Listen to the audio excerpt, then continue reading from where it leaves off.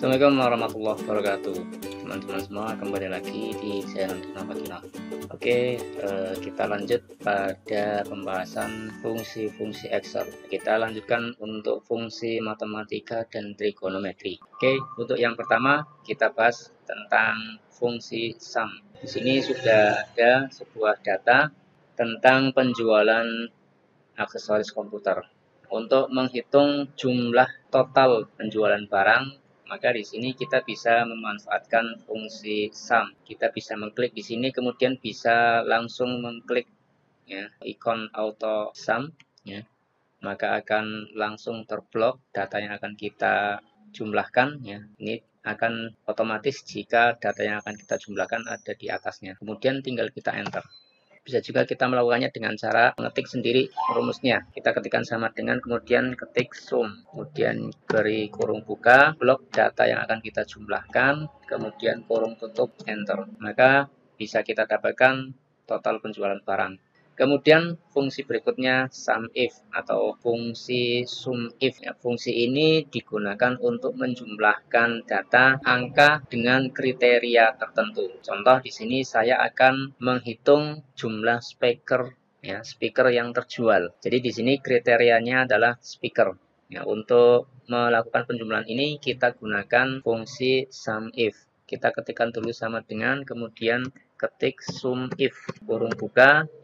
Nah, di sini range-nya kriteria data yang akan kita jumlahkan. Kemudian setelah itu ketikkan titik koma, kemudian kriterianya, ya, jangan lupa kita ketikkan tanda kutip, kemudian ketik speaker, tanda kutip lagi, kemudian tanda titik koma. Ini data yang akan kita jumlahkan, kita blok, kemudian kurung tutup. Setelah itu enter, maka bisa kita dapatkan 31. Oke, kita cek untuk speakernya ya. Ini yang pertama 22, kemudian yang kedua 9. Jadi ada 31.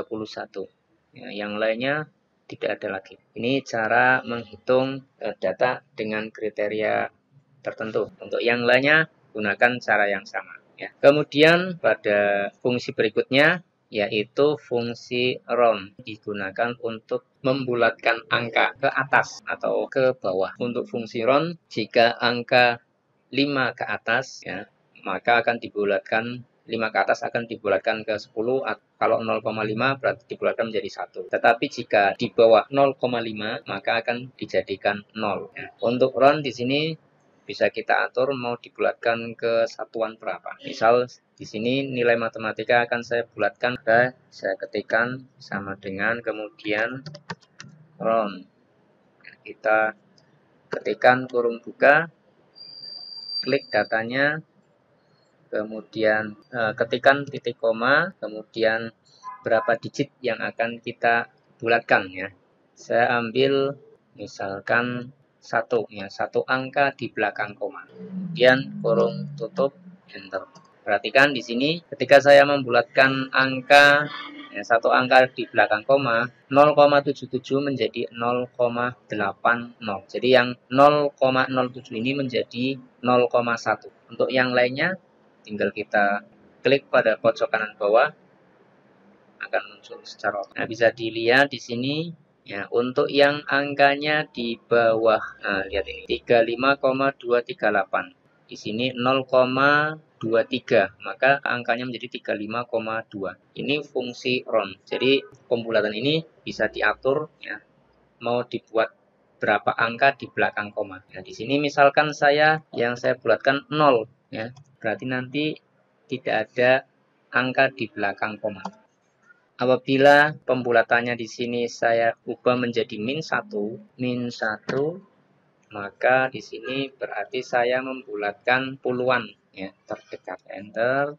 89 menjadi 9. Begitu juga yang lainnya. 85 menjadi 90 dan ini bisa diatur untuk berapa digit di belakang koma atau di depan koma. Berikutnya fungsi roundup. Fungsi roundup adalah fungsi yang digunakan untuk membulatkan angka ke atas ya.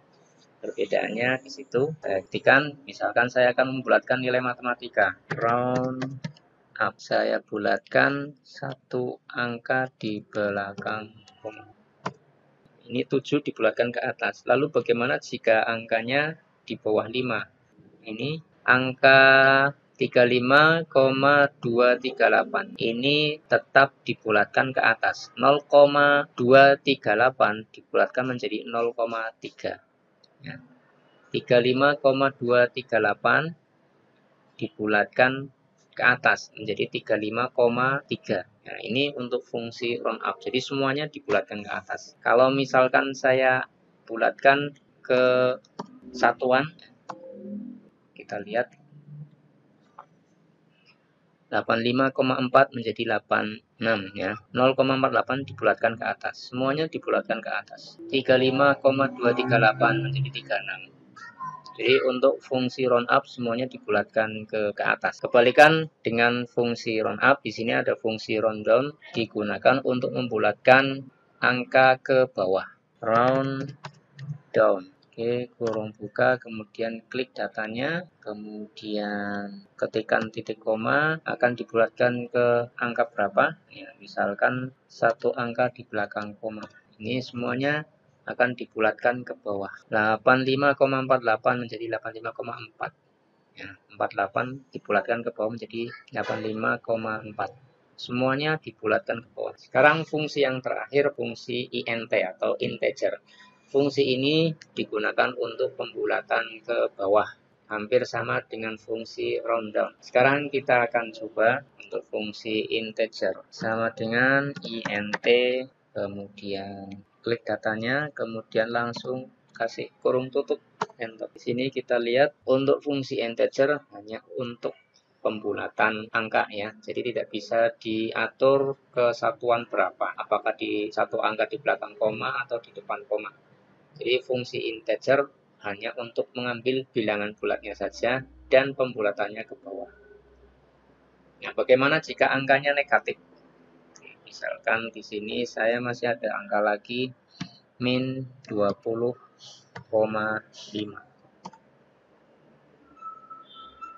Min 32,4. Kita lihat di sini min 20,5 dibulatkan menjadi min 21.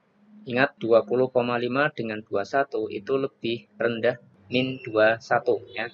Jadi ini pembulatannya ke bawah bukan ke atas ya. Min 20,5 dengan min 21 itu lebih rendah negatif 21. Inilah fungsi integer.